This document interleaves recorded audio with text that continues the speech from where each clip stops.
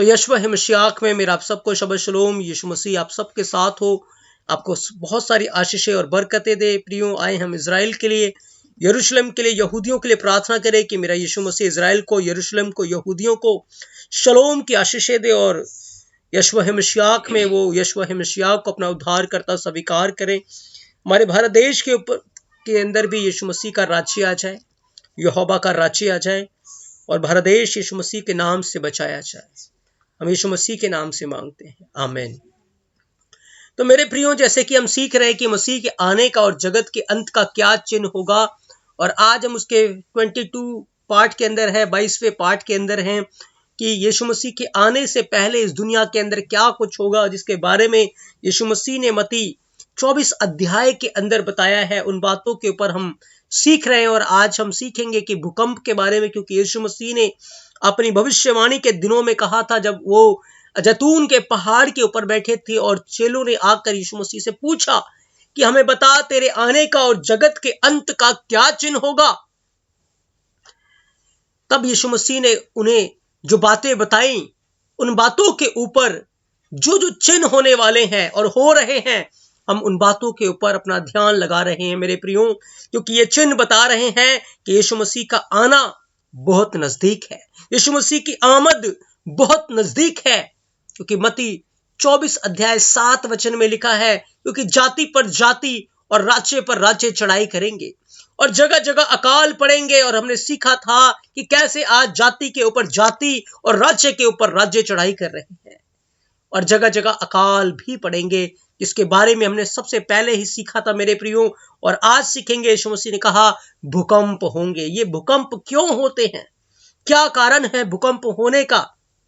यदि साइंटिफिकली देखें तो साइंटिस्ट बताते हैं कि जमीन के नीचे गैस है और गैस के कारण जब वो गैस का लेवल बहुत बढ़ जाता है तो जमीन हिलना शुरू हो जाती है, जमीन फट जाती है और गैस बाहर आ जाता है और वो पूरी जमीन को हिला देती है। और जहां भूकंप आते हैं वहां भयंकर तबाही होती है।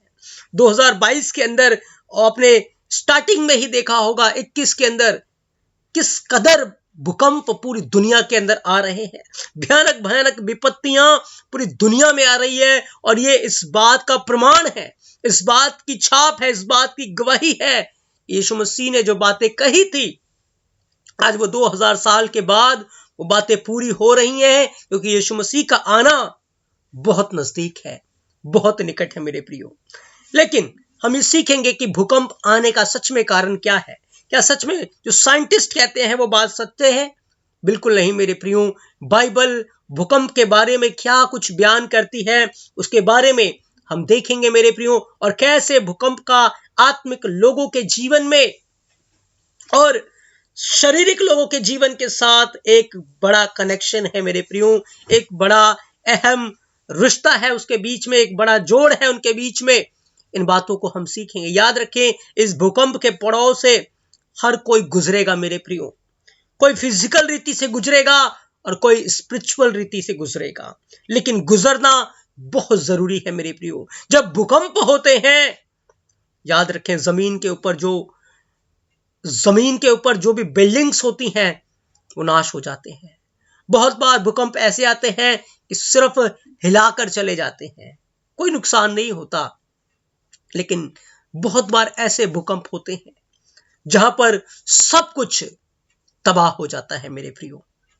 बाइबल के अंदर भी बहुत बार भूकंपों के बारे में लिखा हुआ है। लूका 21 अध्याय 11 वचन में यीशु मसीह ने कहा, बड़े बड़े भूकंप होंगे और जगह जगह अकाल और महामारियां पड़ेंगी। और आज के समय में हम देख रहे हैं कि सच में बड़े बड़े भूकंप हो रहे हैं, जगह जगह अकाल भी पड़ रहे हैं और महामारियां, जैसे कोरोना को हमने देखा, और इससे भी बड़ी बड़ी महामारियां और आएंगी और आकाश में भयंकर बातें और बड़े बड़े चिन्ह प्रकट होंगे। आज हम आकाश के अंदर भी बहुत सारे चिन्हों को होता हुआ देख रहे हैं मेरे प्रियो। ये सब बातें इस बात को प्रकट कर रही हैं कि आज से 2000 साल पहले जो बातें यीशु मसीह ने कलीसिया को दी थी, अपने चेलों को दी थी, वो बातें आज के समय में पूरी हो रही है मेरे प्रियो। यीशु मसीह ने एक बात कही थी जब आप मत्ती 7 अध्याय 24 वचन को पढ़ते हैं तो यीशु मसीह ने एक बात कही थी कि जो मेरी बातों को सुनता है और मानता है वो उस बुद्धिमान व्यक्ति के समान है जिसने अपना घर चट्टान के ऊपर बनाया है, जिसने अपना घर चट्टान के ऊपर बनाया है।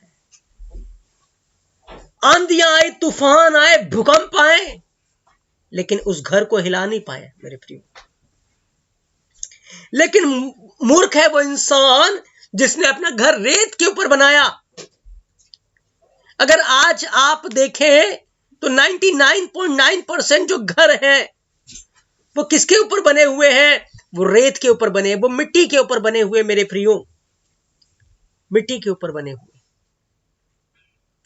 99.9% घर, फिजिकल घरों की मैं बात कर रहा हूं, वो रेत के ऊपर बने हुए, मिट्टी के ऊपर बने हुए हैं।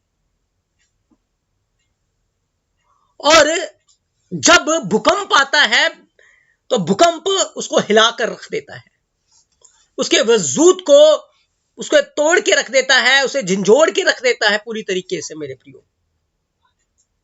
तो यीशु मसीह ने कहा कि जो व्यक्ति मेरी बातों को सुनता है, मानता है, वो ऐसे बुद्धिमान इंसान के समान है जिसने अपना घर चट्टान के ऊपर बनाया। मेरे प्रियो, बहुत सारे घर चट्टान के ऊपर भी बनते हैं, लेकिन जो घर चट्टान के ऊपर बनते हैं वो हिलते नहीं हैं। उनके ऊपर बहुत सारी विपत्तियां, आपदाएं आती हैं, लेकिन वो घर गिरते नहीं है। लेकिन जो घर रेत के ऊपर है, मिट्टी के ऊपर है, जब उनके ऊपर विपत्तियां आती हैं वो गिरते हैं, वो टूट जाते हैं, वो बिखर जाते हैं मेरे प्रियो। याद रखें, ये जो भूकंप है ये अविश्वासियों के लिए भी एक बड़ा चिन्ह है और विश्वासी लोगों के लिए भी एक बड़ा चिन्ह है मेरे प्रियो। कोई ऐसी गैस नहीं है नीचे जो फटने से, निकलने से पृथ्वी हिल जाए मेरे प्रियो। आप जरा सोच के देखें, इस पृथ्वी के नीचे जाएं तो आपको पानी मिलेगा। पानी के ऊपर मेरे एलोहिम ने, मेरे यहोवा ने पृथ्वी की नींव रखी, मिट्टी रखा। और पानी के नीचे जाएं तो आग है, आग है। वो आग कौन सी है? बाइबल बयान करती है वो नरक की आग है, वो आग और गंधक की झील है। और इन दिनों के अंदर आप देख रहे हैं कि न्यूज चैनल पे दिखाया जा रहा है कि ज्वालामुखी फट रहा है। कहां फट रहा है? समुंदर के अंदर। समंदर के अंदर ज्वालामुखी फट रहा है। ये ज्वालामुखी क्या है? और जब उस ज्वालामुखी के अंदर साइंटिस्ट जाकर देखते हैं तो उसके अंदर कीड़े भी निकलते हैं, और वो कीड़े मरते नहीं है, वो जिंदा कीड़े हैं, वो आग के कीड़े हैं। ये वही कीड़े हैं जिनके बारे में यीशु मसीह ने कहा कि वहां का कीड़ा मरता नहीं है, वहां की आग बुझती नहीं। आज कल न्यूज चैनल के ऊपर बहुत ज्यादा दिखाया जा रहा है कि कैसे ज्वालामुखी फट रहे हैं और आग की एक झील टाइप निकल के बहना शुरू हो जाती है, आग की एक नदी निकल के बहना शुरू हो जाती है। क्यों? क्योंकि यहोवा एक साइन इस पृथ्वी के लोगों को दे रहा है, एक चिन्ह है उनके लिए। लेकिन फिर भी लोग मनों को कठोर किए हुए हैं, हृदयों को कठोर किए हुए हैं, और यहोवा के इस चिन्ह के ऊपर वो ध्यान नहीं दे रहे मेरे प्रियो, नहीं दे रहे। एक बड़ा चिन्ह है, एक बड़ा साइन अविश्वासियों के लिए है कि वो यहोवा के ऊपर विश्वास करें, वो ईमान ले आए कि ये इत्तेफाक नहीं, पर यहोवा है, यीशु मसीह है जिसने इस पूरी दुनिया को बनाया, सृजा, उसके ऊपर वो ईमान ले आए, वो पश्चाताप कर ले। लेकिन विश्वासियों के लिए भी ये एक बड़ा साइन है, एक बड़ा चिन्ह है। आज बहुत सारे ऐसे लोग हैं जिन्होंने अपना घर रेत के ऊपर बनाया, जो वचन को सुनते हैं लेकिन मेरे प्रियो उसे मानते नहीं है, जो वचन को सुनते हैं लेकिन उसको मानते नहीं है, उसके ऊपर ध्यान नहीं देते। वो घर रेत के समान है मेरे प्रियो। और एक दिन जब भूकंप आएगा, जब हिलाया जाएगा, याद रखें वो घर तबाह हो जाएंगे, वो घर बर्बाद हो जाएंगे। मैं एक भूकंप के बारे में आपको बाइबल से बताना चाहता हूं। ये भूकंप हमारे जीवन के साथ कैसे जुड़ा हुआ है, एक विश्वासी के साथ, एक स्पिरिचुअल व्यक्ति के साथ एक ये भूकंप कैसे जुड़ा हुआ है मेरे प्रियो। जब आप यहेजकेल 37 अध्याय को पढ़ते हैं, वहां पर यहोवा यहेजकेल को एक सूखी तराई में ले गया मेरे प्रियो। और जब यहेजकेल उस सूखी तराई के अंदर गया, वहां पर हड्डियां ही हड्डियां थी, हड्डियां ही हड्डियां, चारों तरफ बस हड्डियां ही हड्डियां थी।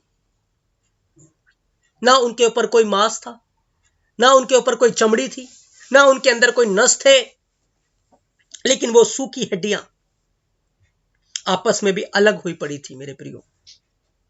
और तब यहोवा ने यहेजकेल को पूछा कि यहेजकेल, क्या ये हड्डियां जी सकती हैं? तो यहेजकेल ने कहा, यहोवा आप ही जानते हैं। तो यहोवा ने कहा, भविष्यवाणी कर, भविष्यवाणी कर। और यहेजकेल ने भविष्यवाणी की। तब बाइबल बयान करती है कि एक आहट हुई और भूकंप हुआ। क्या हुआ मेरे प्रियो? भूकंप हुआ वहां पर। याद रखें, विश्वासी लोगों जो कब्र के अंदर आज सो गए हैं, उनकी बॉडी के ऊपर मांस नहीं है, नसें नहीं है, लेकिन वो हड्डियां ही हड्डियां, हड्डियां ही हड्डियां कब्रों के अंदर है मेरे प्रियो। और जो यीशु मसीह के बातों को सुनते थे, मानते थे, याद रखिए, एक दिन भूकंप आएगा मेरे प्रियो, पूरी दुनिया हिलेगी, विश्वासी भी हिलेंगे, विश्वासी भी हिलेंगे। और भूकंप क्या करेगी मेरे प्रियो? अविश्वासियों को वो तोड़ फोड़ के रख देगी। क्योंकि जब भूकंप आता है, अविश्वासी लोगों के बिल्डिंग्स, घर बर्बाद हो जाते हैं, तबाह हो जाते हैं। लेकिन हम बाइबल के अंदर देखते हैं, यहेजकेल 37 अध्याय के अंदर, जब भूकंप आया तो विश्वासी लोगों के साथ क्या हुआ? जो ईमान रखने वाले लोग थे, उनके साथ क्या होगा अंत के दिनों में? उनकी टूटी हुई हड्डियां, उनके सूखे हुए जीवन, वो जुड़ना शुरू हो जाएंगे मेरे प्रियो, वो जुड़ना शुरू हो जाएंगे। जब यीशु मसीह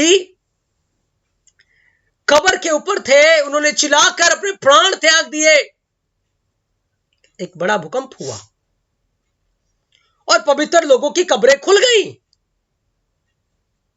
और अविश्वासी लोगों के लिए एक बड़ा साइन था, एक बड़ा चिन्ह था, ये सच में यहोवा का पुत्र है। उनके लिए एक बड़ा साइन था। उस समय भी एक भूकंप हुआ था मेरे प्रियो। प्रकाशित वाक्य 11 अध्याय को आप पढ़ेंगे, जब 2 गवाह उठा लिए गए, तब भी एक बड़ा भूकंप हुआ मेरे प्रियो, एक बड़ा भूकंप। और यह भूकंप विश्वासियों के लिए एक बड़ी आशीष का कारण है, लेकिन अविश्वासियों के लिए बड़ी पीड़ा और बर्बादी का कारण है। क्यों? क्योंकि उन्होंने मसीह यीशु के वचनों को नहीं सुना और ना उन्होंने उसके ऊपर ईमान लेकर आए, विश्वास किया मेरे प्रियो। तो मेरे प्रियो, जो घर यीशु रूपी चट्टान के ऊपर है, जिन्होंने यीशु मसीह की बातों को सुनकर उसके ऊपर ध्यान दिया और उसके वचन के अनुसार जो चलते हैं, ये विपत्तियां उनके लिए आशीष का कारण है। उन्हें डरने की, घबराने की और चिंता करने की जरूरत नहीं है। ये उन्हें बड़ी आशीष देकर जाएंगी मेरे प्रियो। यहेजकेल के समय में एक बड़ा भूकंप हुआ और वे हड्डियां इकट्ठी होकर आपस में जुड़ गई मेरे प्रियो। और अंत के दिनों में, रैप्चर के दिन, एक बड़ा भूकंप होगा, एक आवाज आएगी, एक बड़ा भूकंप होगा और कब्रें तड़क जाएंगी, कब्रें खुल जाएंगी, विश्वासी लोगों की हड्डियां जुड़ जाएंगी और वो उठकर खड़े हो जाएंगे। उनकी बॉडी के ऊपर मांस उत्पन्न होना शुरू हो जाएगा, नसें उत्पन्न होना शुरू हो जाएंगी, उनका एक महिमा में शरीर मिल जाएगा मेरे प्रियो, और वो जीवित हो जाएंगे और वो स्वर्ग को उठा लिए जाएंगे। भूकंप उनके बंधनों को तोड़ कर रख देगा मेरे प्रियो।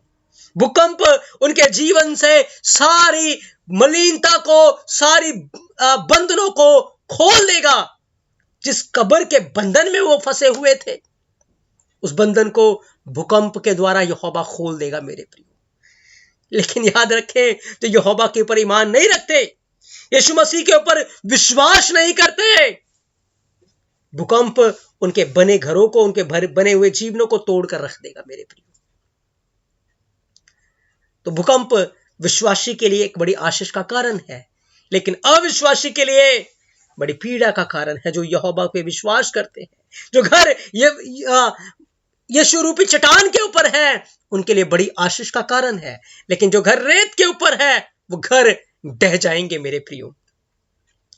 तो भूकंप जब यहेजकेल के समय में आया, सूखी हड्डियां आपस में जुड़ गई, उनके ऊपर मांस आ गया, उनके ऊपर चमड़ा आ गया, उनके अंदर नसें उत्पन्न होना शुरू हो गई, और फिर वो एक बड़ी सेना के रूप में तब्दील हो गई मेरे प्रियो। एक बड़ा काम यहोवा कैसे कर रहा था? भूकंप के द्वारा मेरे प्रियो। भूकंप के द्वारा एक बड़ा काम यहोवा ने यहेजकेल 37 अध्याय के अंदर किया। और जब यीशु मसीह की मौत हुई, उस समय भी एक बड़ा भूडोल हुआ था, भूकंप आया था और कब्रें तिड़क गई, पवित्र लोगों की कब्रें खुल गई थी मेरे प्रियो। एक और वाक्य, जब आप प्रेरितों के काम 16 अध्याय 25 से 29 वचन को पढ़ेंगे, पौलुस और सिलास को लोगों ने पकड़ के जेल में डाल दिया, उनके हाथ पांव को काठ में ठोक दिया, बड़े बंधनों से उनको बांध दिया गया था मेरे प्रियो।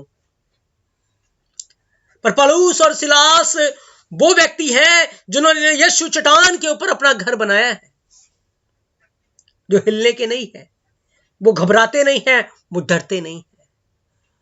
उनके पांव में बड़े बंधन है, उनके हाथ में बड़े बंधन है, लेकिन उनके होठ खुले हुए हैं। और वचन के अंदर लिखा, आधी रात को पौलुस और सिलास प्रार्थना करते हुए यहोवा के भजन गा रहे थे, और कैदी उनकी सुन रहे थे कि इतने में अचानक एक बड़ा भूकंप हुआ। यीशु मसीह ने कहा था बड़े बड़े भूकंप होंगे, और मेरे प्रियो क्या हुआ? जेल के अंदर एक बड़ा भूकंप हुआ। और जब यह भूकंप हुआ, यहां तक कि बंदी गृह की नींवें डोल गई, नींवें हिल गई थी मेरे प्रियो। इतना बड़ा भूकंप था कि नींवें भी हिल गई थी, और तुरंत उस भूकंप के कारण जो बंद द्वार थे, उनके बंधन थे, वो भी खुल गए थे मेरे प्रियो। हम देखते हैं जब भूकंप होता है, सब कुछ तबाह कर देता है, सब कुछ बर्बाद करके रख देता है, सब कुछ खत्म करके रख देता है। लेकिन जब विश्वासियों के लिए यहोवा भूकंप को भेजता है, मसीह लोगों के लिए वो भूकंप को भेजता है, तो भूकंप क्या कर रहे हैं? भूकंप उनके बंधनों को खोल रहे हैं, भूकंप उनको, उनके जुओं को टुकड़े टुकड़े कर रहे हैं, उनकी बंदिशों को वो तोड़ रहे हैं मेरे प्रियो। और लिखा है तुरंत सब द्वार खुल गए और सबके बंधन भी खुल गए। पौलुस और सिलास के हाथ में पांव में जो बंधन थे, वो भी मेरे प्रियो खुल गए, और दरोगा जाग उठा। मेरे प्रियो, विश्वासियों के लिए भूकंप एक बड़ी आशीष का कारण है। जो कुछ भी विश्वासियों के साथ होगा, यहोवा उन सब बातों को एक बड़ी भलाई में बदल देगा मेरे प्रियो। पर होने वो यहोवा के लोग चाहिए मेरे प्रियो, होने वो लोग चाहिए जो यीशु की बातों को सुनते और मानते हैं, ना कि उनको नजरअंदाज करते हैं। आज बहुत सारे लोग सिर्फ नामधारी जीवन है, उनका नामधारी जीवन है। लेकिन मेरे प्रियो, जब हम यीशु मसीह की बातों को सुनेंगे और मानेंगे, चाहे जितनी विपत्तियां इस दुनिया के अंदर आए, वो सब विपत्तियों के द्वारा हम आशीष पाएंगे, हमारी उन्नति होगी मेरे प्रियो। पौलुस और सिलास के बंधन लिखा है खुल गए, और बंदी गृह के सब द्वार खुल गए। और बंदी गृह के द्वार खुले देखकर जो दरोगा था वो कांप गया, अविश्वासी घबरा गया, और वो तलवार खींचकर अपने आप को मार डालना चाहा। परंतु पौलुस ने ऊंचे शब्द से पुकार कर कहा, अपने आप को कुछ हानि मत कर, क्योंकि हम सब यही हैं। तब दिया मंगवाकर भीतर आया और कांपता हुआ पौलुस और सिलास के आगे गिर पड़ा। मेरे प्रियो, क्या हुआ? भूकंप के द्वारा एक बड़ा काम, विश्वासी के बंधनों को भूकंप ने तोड़ के रख दिया, खोल के रख दिया, और अविश्वासी के घमंड को उसने तोड़ के रख दिया। विश्वासी के बंधन खुले, अविश्वासी का घमंड टूट गया, और वो पौलुस और सिलास के पांव में गिर गया। मेरे प्रियो, याद रखिए, भूकंप विश्वासियों के बंधनों को खोल देता है, लेकिन अविश्वासियों के घमंड को चूर चूर करके रख देता है मेरे प्रियो, चूर चूर कर देता है। उनके आलीशान महल को वो चूर चूर कर देता है, उनके बंगले को, उनकी गाड़ी को, उनकी चीजों को, जिनके ऊपर उनका घमंड है, उसको वो चूर चूर करके रख देता है मेरे प्रियो। ये बड़ा साइन है इस पृथ्वी के ऊपर। तो इन दिनों के अंदर जब भूकंप हो रहा है तो इस दुनिया की जो घमंड है का कारण है, जो चीजें हैं जिसके ऊपर इस दुनिया का घमंड है, यहोवा उसको चूर चूर कर रहा है। और ये साइन है कि लोग पश्चाताप करें, लोग तौबा करें, लेकिन बहुत सारे लोग नजरअंदाज कर रहे हैं। और याद रखें, यह भूकंप विश्वासियों के लिए एक बड़ी आशीष का कारण है। उनके बंधन खुलेंगे, उनकी बेड़ियां खुलेंगी, एक दिन कब्रें खुलेंगी। भूकंप के द्वारा उनकी हड्डियां आपस में जुड़ जाएंगी, एक नया शरीर, एक महिमामय बस्तर हमें दिया जाएगा। और उस समय एक बड़ी सेना, यीशु मसीह की कलीसिया, जो यीशु के लहू के द्वारा धोकर शुद्ध की गई है, स्वर्गीय हैकल में उठा ली जाएगी मेरे प्रियो। तो सच में इसीलिए यीशु मसीह ने कहा था कि मेरे आने से पहले भूकंप होगा मेरे प्रियो। याद रखिए, जो मसीह यीशु के हैं उनके लिए सब बातें मिलकर भलाई ही को उत्पन्न करेंगी, लेकिन जो अविश्वास में है उनके लिए एक भयानक पीड़ा है। यहोवा अपने डरवैयों के चारों ओर वो अपने दूतों को छावनी किए हुए उनको बचा लेता है, और जो उसके पर विश्वास करते हैं वो करुणा से घिरे रहते हैं। लेकिन बाइबल बयान करती है दुष्ट को बहुत पीड़ा होगी मेरे प्रियो। तो यहोवा बाबा यीशु मसीह में अपने इस पवित्र वचन के द्वारा आपको बहुत सारी आशीषें और बरकतें दे। आज हमने भूकंप के रहस्य को, भूकंप के बारे में हमने सीखा कि क्यों भूकंप आते हैं और क्या रीजन है, क्यों यीशु मसीह ने ये बातें कही हैं। यीशु मसीह आप सबके साथ हो, आपको बहुत सारी आशीषें और बरकतें दे। आमीन।